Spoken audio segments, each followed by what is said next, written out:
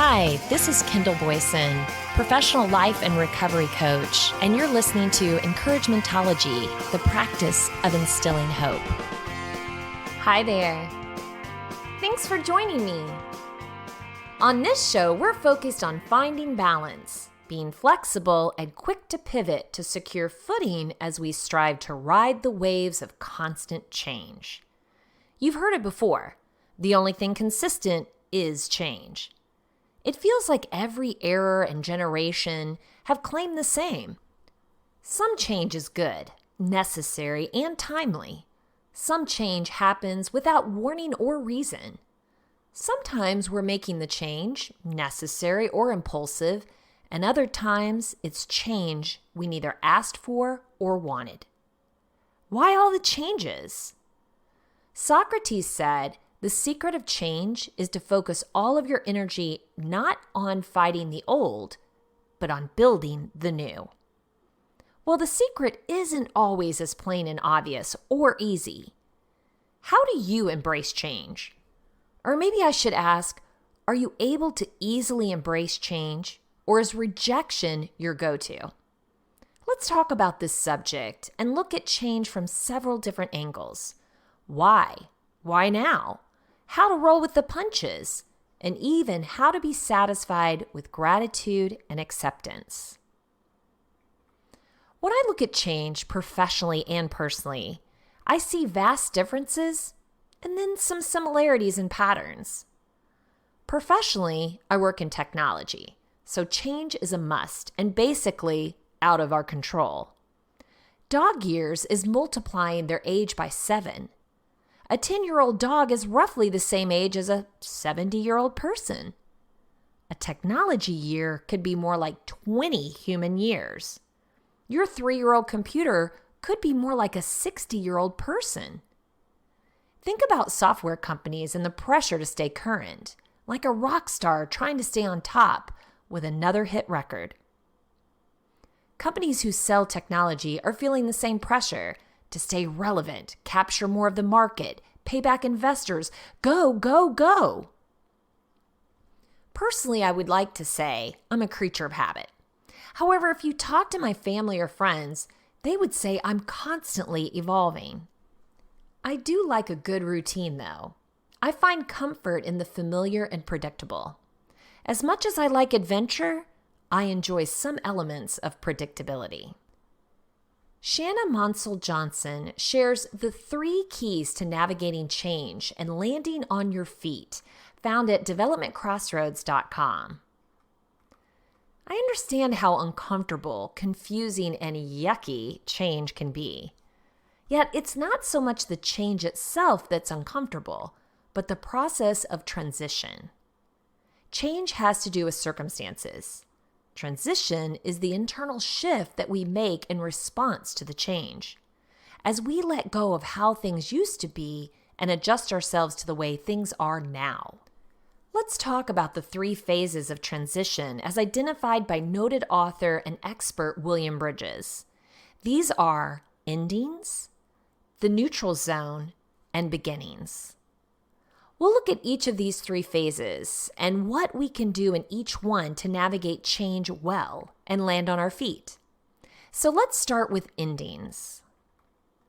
It's about identifying the losses. Often changes are good, yet even when we welcome a change, endings can be difficult because there are losses associated with them. For example, if you're promoted to manager at work, you may be excited about greater levels of responsibility, higher pay, and new challenges. However, you must also let go of a few things, like the camaraderie of your former teammates who now report to you, the content of work you used to do, which you were pretty good at and enjoyed, the habit of working certain work hours, which may be greatly expanded with the new managerial role, and the feeling of competence you get from doing your former work, which was familiar and satisfying. Focusing solely on your new role as manager without first acknowledging that you're giving up something else in this transition may create problems for you later on. In fact, after 30 years of studying change and transition, William Bridges points out that the failure to identify and get ready for endings and losses is the largest difficulty for people in transition. When you find yourself grappling with an ending, says Bridges, here are some things that you can ask yourself. Now that this change has occurred, what old ways of doing things must I give up? What have I lost? What needs do I have that will no longer be met? How can I meet those needs in other ways? Because of this change, what parts of myself and the way I see myself are now out of date? How can I grieve these losses? What can I do to symbolically say goodbye? Acknowledging the losses and creating a way to symbolically or ritually let go of them can help us to end well and move on to the next phase of transition, the neutral zone. Have you experienced an ending before a new beginning? What have you let go of? What are you struggling with right now to let go of? It's time to let be. The neutral zone is defined by William Bridges as an in-between time when the old is gone, but the new hasn't fully become operational. It's a state of limbo where it feels there is nothing to hold on to. The old ways don't work anymore, yet the new ways don't feel right either. Say you recently got promoted to manager at work. The promotion may have already gone into effect, but you don't quite feel comfortable in your new role yet. You can't go back to your old job and the way things were, yet your new position doesn't feel natural either. You're still feeling your way in the dark, and it's not just because you're learning new skills, knowledge, or approaches. It's because you have shed one identity and have yet to fully take on the new one. So here are some analogies of that neutral zone. See if these sound familiar. A caterpillar turns into a chrysalis before emerging as a butterfly. The Israelites wandered the desert for 40 years before entering the promised land. A trapeze artist must let go of one trapeze, fly through the empty space, and then grab a hold of another one.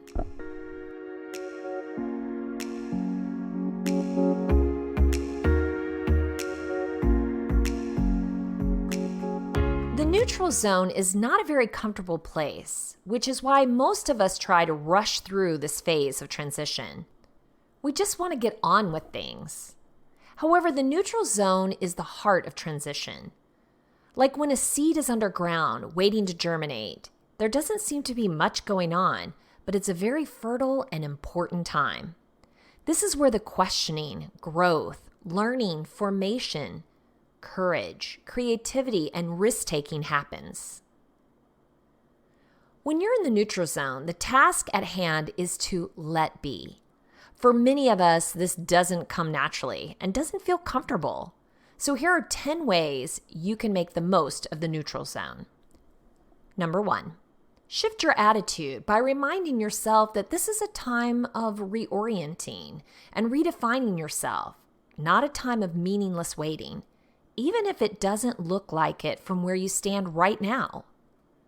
Number 2, readjust your expectations and accept that this will be a less productive time for you, which may bear results much later. Number 3, to the extent possible, limit additional changes in your life, work, or environment. Number 4, expect that you may feel some uncomfortable emotions, fear, confusion, even despair.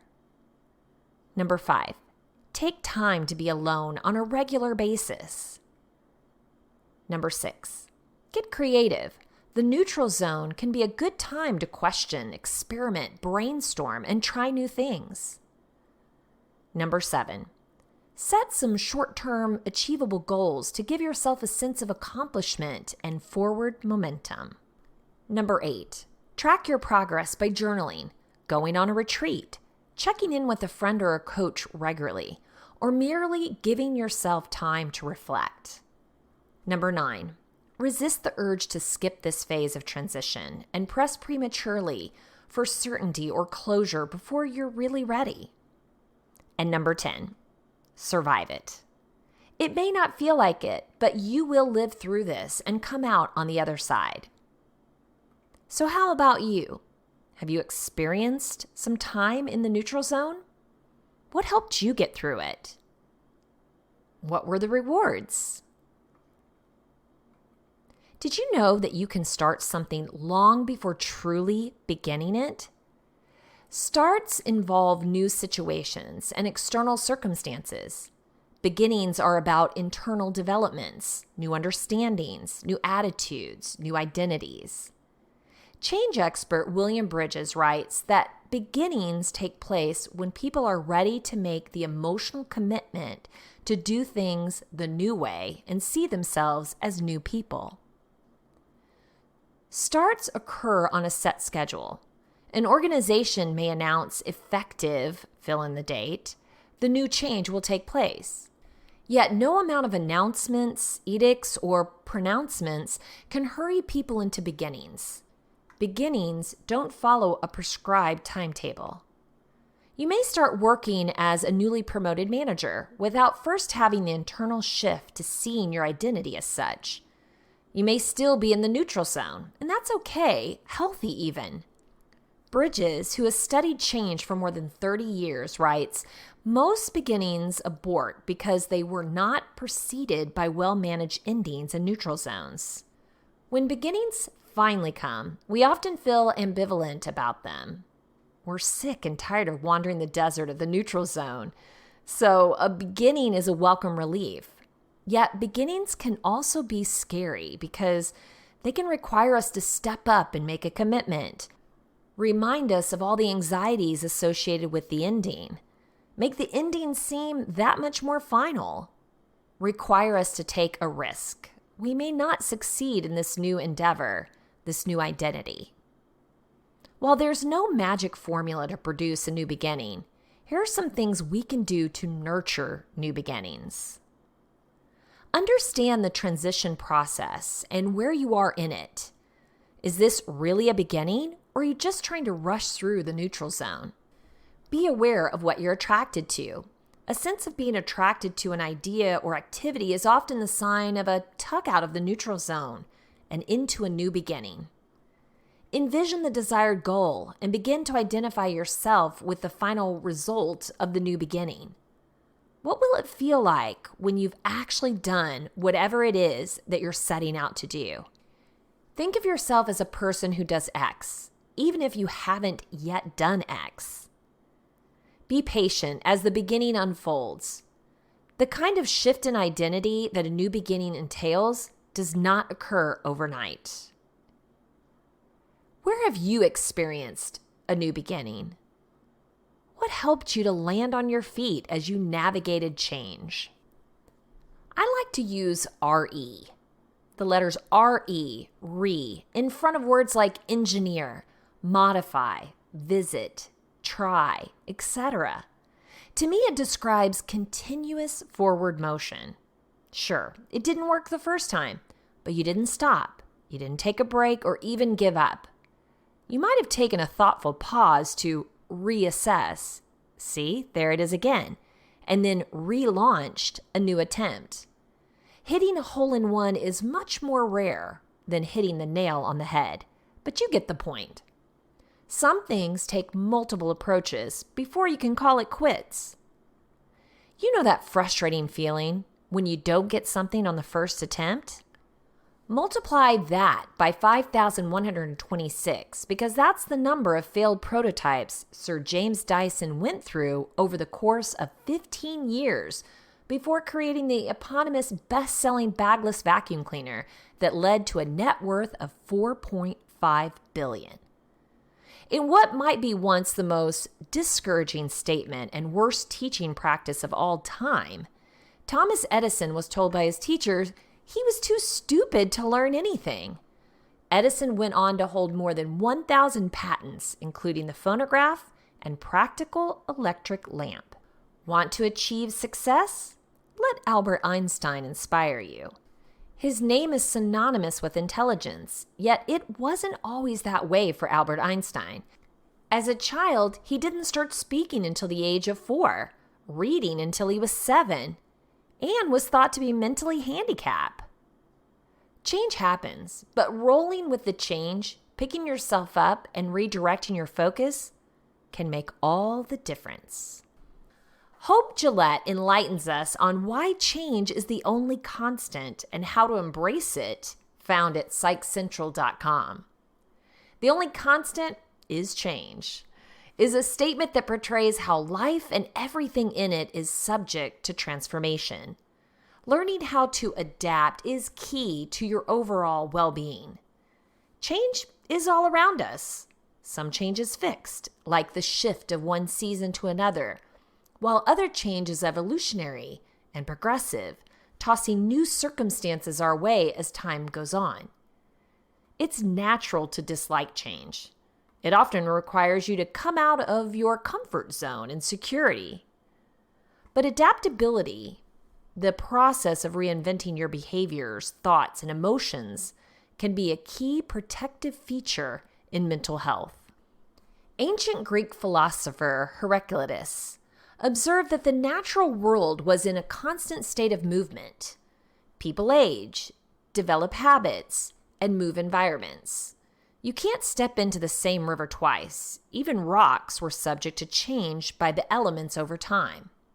He called this universal law the change of logos, and tied to it 3 central beliefs known as his flux doctrine. Everything undergoes constant change. There's unification of opposites. The opposite of something can only exist because the change in the original. Everything exists and doesn't exist at the same time. Matter can change forms, so the object no longer exists, but the original substance does. The irony in all of this, as his statement implies, is that the only thing that will never change is the presence of change itself. How can you embrace and cultivate adaptability?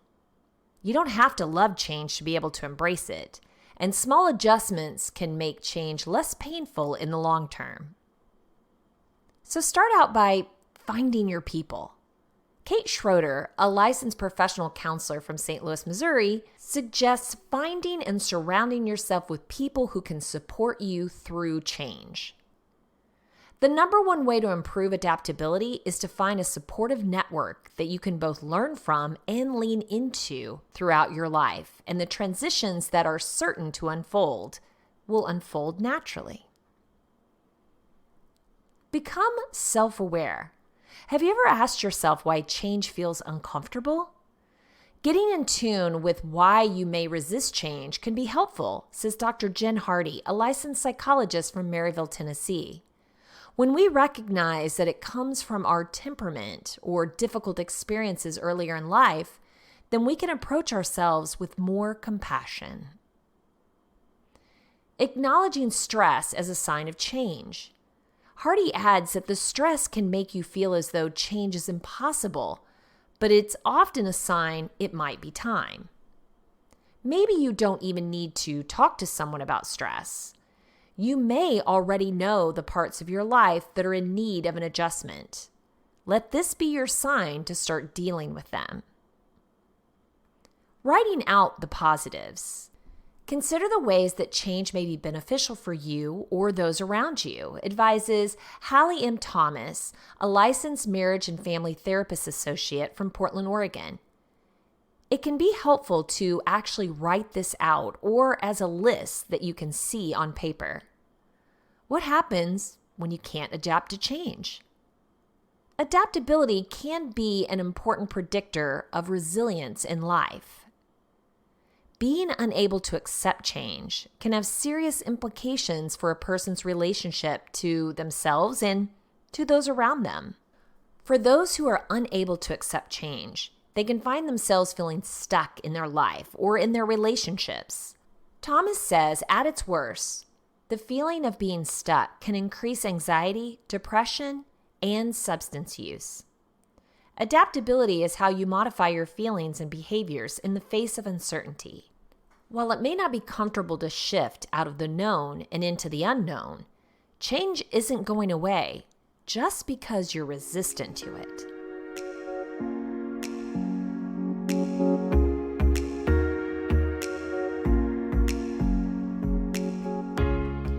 As we've heard, lots of change can equal lots of stress. How does it feel in your world? For me, when things start to pile up and I get this sense of being overwhelmed, I believe there's a breakthrough about to happen. Yep, I feel like the storm is right before the calm. All the pushing and pulling is to help me move into a new season, a season of change. Maybe that will give you a new way of looking at it yourself. What could you be getting ready for while you organize and overcome the stressors? Brianna Wiest gives us 10 things you'll start to feel when a big life change is around the corner, found at medium.com. Sometimes when our lives are about to change, we can sense it before we can see it. These are a few of the experiences you might have right before a massive shift takes place. You'll start to phase out of denial. When we're really stuck in life, denial is the shield we use to protect ourselves from the panic of acknowledging everything that's wrong because we don't yet have the confidence to believe we can fix it. When we're approaching a big life change, what we're really coming up on is the tipping point at which we're finally ready to reconcile what's been off for a pretty long time. This means that you're going to be phasing out of denial and into anger, regret, remorse, and even sadness. These are feelings you've had pent up for a really long time that you probably feel safe enough to release now because you know the story is changing, your life is adjusting, and it really needed to be this way all along. We don't snap out of denial one day. We slowly come out of it in phases, and eventually we arrive at acceptance that we weren't happy before. You'll look back at the choices that led you here. Big life changes are often a time for reflection. It's when we realize that we're moving from one chapter to the next that we often stop to take stock of what happened in our story prior and how that contributed to where we are now. More than anything, we start to become more self-aware. We begin to recognize why we ended up where we did. We begin to think about the choices that led us to where we currently stand and how we might need to choose differently if we want a different outcome in the future. Whether you're proud of what you've done or regretful, either way, this reflection process gleans a lot of important wisdom for moving forward. You'll get clear on what you really want. The process of getting out of denial is also the process of getting into alignment. When you acknowledge what you do not want, you can't help but identify its opposite, what you do want. You might discover that realizing what you want is not an inspiring process, quite the opposite, in fact. You might arrive at these conclusions from a place of anger, regret, and total exasperation. You might realize that you've been denying yourself even the ability to recognize what you want, let alone pursue it wholeheartedly. Regardless of how you arrive, what's important is that you can no longer neglect what you truly desire. And that's a good thing, even if it's uncomfortable in the process. You'll shed everything that you no longer want to carry. You might find yourself physically releasing what's around you. You might clean out your closets and the clothes that no longer suit you.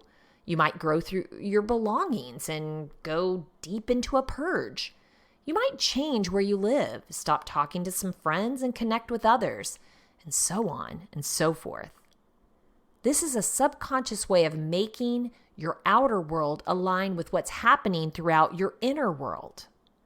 Deep down, you know you're moving on, so you can't do so with all the weight of the past keeping you stuck. You'll address other long-standing issues. When you heal one part of your life, it tends to radiate out and touch all of the others. Maybe you're getting out of a denial regarding the city you're living in, or the type of work that you do, or the long-term viability of a relationship. In the process, you might find yourself wanting to address other things that you've been bothered by for a long time.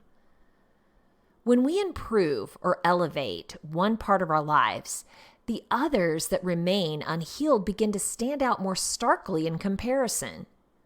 Just remember to take it one thing at a time and not totally overwhelm yourself. You can both acknowledge what needs to change while doing it at a safe pace. Things will start to come full circle. With all of this revelation and change happening, you might find yourself having a full circle ending. Maybe you kind of always had a hunch about what you're doing now. Maybe you're accepting parts of yourself that have existed all along, though you've been in denial of them. Maybe you're realizing that you kind of always deep down knew what you know now, even though you tried to avoid it. Maybe you're finally coming to terms with what you wanted all along. Maybe you can't remember yourself saying, "I've always wanted to live there." Maybe you're finally realizing that the work that comes most effortlessly to you is always what you were meant to be doing. Maybe you're recognizing that you knew your relationship was a dead end from the very beginning, but you pursued it anyway.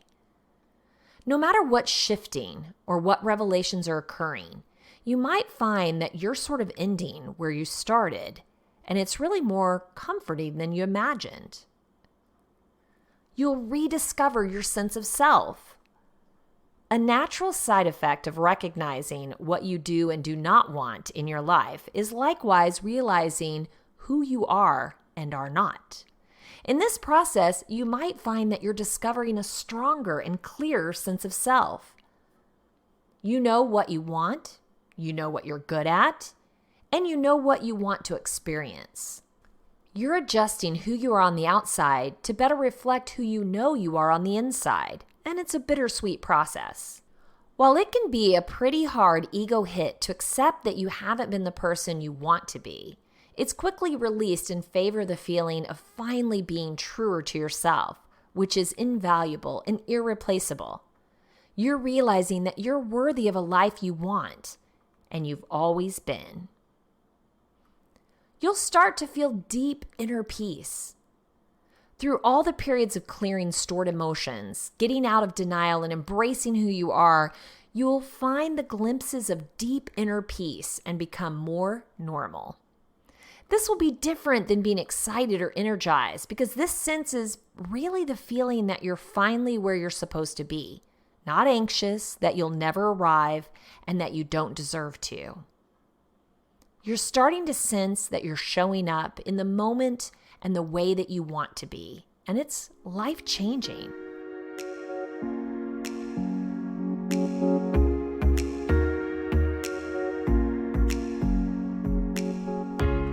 You'll start to have long-term clarity. The funny thing about figuring out what you want in the moment is that it often lends itself to the bigger picture too. You might find yourself realizing what you want long-term or what your life might look like.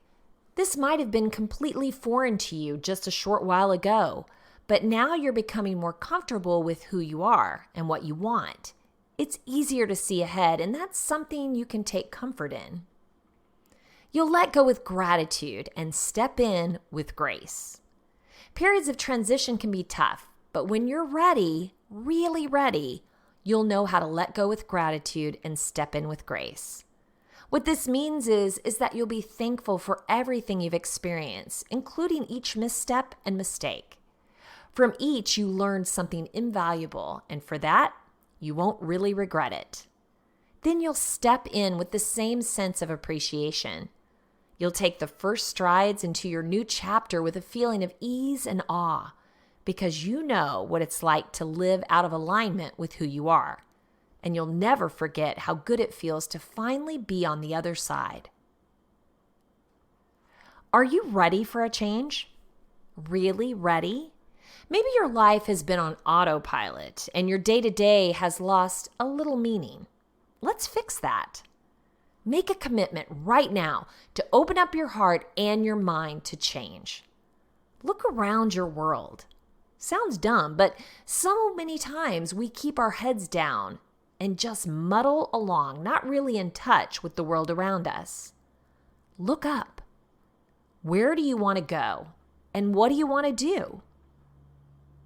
When you aren't ready for change, it's the only thing you see. But when you are finally ready, you might hear crickets. No worries, it's time to set out on your own venture looking for change. It could be life-changing change or just simple change of habit, people, places, or things. You're in charge. And for those who can't seem to settle and the desire for change is constant, well, we've got something for you too. I wanted to know why we're always looking to change, and I found it at paystubsnow.com, believe it or not. Better opportunity. Why we're always looking for a change. Throughout history, human beings have had a firm belief that the grass is greener on the other side.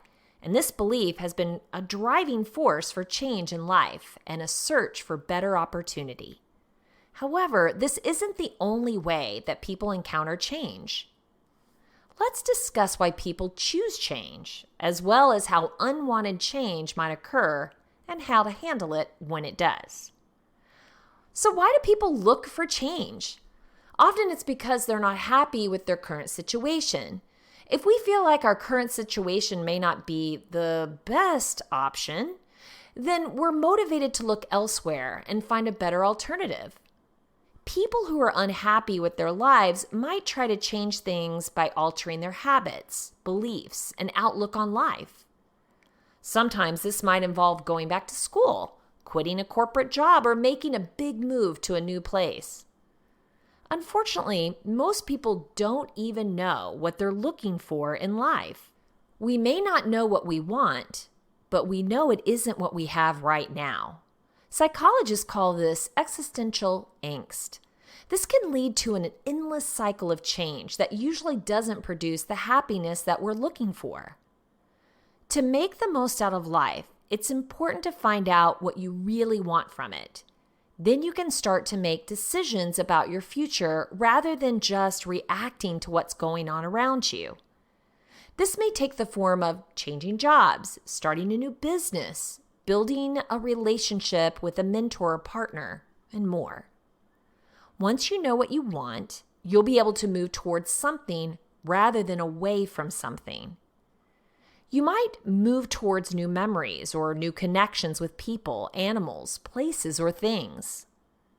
Some people just have a sensation-seeking personality. This personality trait can be defined as a propensity for novelty-seeking and intense sensations, either experienced from thrill-seeking or from social and intellectual exploration. Essentially, people who have this tendency are constantly looking for new ways to experience different things and new ideas and information to process. These people also seem to have trouble handling long periods of boredom or monotony, which is why it's no wonder they're constantly finding themselves looking for change. Sensation seekers are happier when they're experiencing new things. They also tend to have higher levels of energy, lower levels of depression, less negative affectivity, and higher agreeableness than those who do not share this trait. These are the kind of people who are likely to choose a travel-related job or a job working with a lot of new people each day. A downside of this personality trait is that those affected by it are often seen as more susceptible than others when faced with ethical dilemmas or engaging in risky behavior. This is because monotony feels uncomfortable to them, so they might struggle with maintaining stability in relationships, jobs, and decisions. What if you looked at the problem from a different perspective? Have you taken the time to define your professional goals and better opportunities? Have you developed a professional development plan that covers the steps you believe are required to accomplish your objectives? Consider another reason you might want to leave your job. You're bored and you want to pursue something more challenging. You may believe that this issue is beyond your managers and your control because, after all, it's your job, right? Wrong. Have you told your boss you're bored and offered them examples of projects and jobs you'd like to take on to widen your experience and give you a better opportunity? When it comes to assigning tasks to direct employees, managers typically have a decent degree of leeway. Taking the time to discuss this with your manager may improve your situation. What you learn by staying in a job sometimes outweighs what you would have learned by quitting and looking for a new career. Instead of running away from the situation, you may benefit more from working through it. If you believe you're underpaid, try to resolve the situation before seeking another job. Gather pay information as well as a list of all of your specific projects and tasks, and then meet with your boss for a discussion. If you wish to gain new skills or improve your deficiencies, check with your boss to see if there might be money in the budget for you to take some additional training. If your long drive to work is affecting your quality of life, talk to your manager about working from home a few days of the week. What about when you don't choose change, but change chooses you? People can't control everything around them. Things like injury or sickness may come unexpectedly. You may have to move to a different area after getting relocated, or you might lose your job because of economic shifts that led your company to downsize. This type of change can be extremely stressful, and sometimes it can create anxiety type of symptoms for those who experience it because it's often beyond our control and we can't predict what's going to happen next. These kind of changes often require a person to take a drastic adjustment in their life that they had not planned for. You might need to let go of something valuable to you and get pushed outside of your comfort zone. Change also makes a person feel lost because it takes away their old routine. People may sometimes fear change because they're comfortable in their current life. Even though life might not be fulfilling or happy, at least it's familiar. And what if change ends up making things worse? These are understandable reasons to feel afraid and anxious about change. It's important to remember that there are so many good things about change in life. It can make us appreciative of what we have and reminds us that there's more out there than our current situation. With change comes new perspectives. Having fresh opinions, meeting new people, and gaining access to new and better opportunities. It can help us learn who we really are and what we really value in life. Every human being has ups and downs within their life. All people have things they're grateful for and some things they regret, as well as anxieties and fears about the future, which can be debilitating at times, even if we're happy with our lives overall. This is where you can benefit from talking with someone. It can help to sort through some of these emotions, and you can identify what drove you to your current circumstance. Remember, keep a positive attitude. Regardless of the new situation and better opportunity, it's critical to remain positive and have a positive attitude at work. Having a good attitude means you can help your team members who are also going through this transition. And it shows the leadership team that you're eager to adjust. Keep an open mind and make changes that benefit you. Change in the job can be intimidating and leave you feeling lost. When your environment changes, it's natural for some of your career objectives to shift. This can help you alter your focus and set you on a new path to attain your goals. Rather than refusing to handle unwanted change, it's often healthier to accept that which we cannot change. Instead, you can focus on what you can and what you want to do next with the options that you have.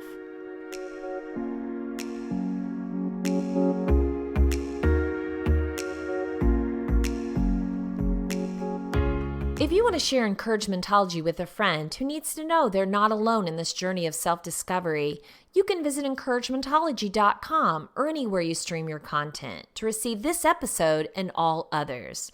Follow us on Facebook and Instagram for additional encouragement throughout the week.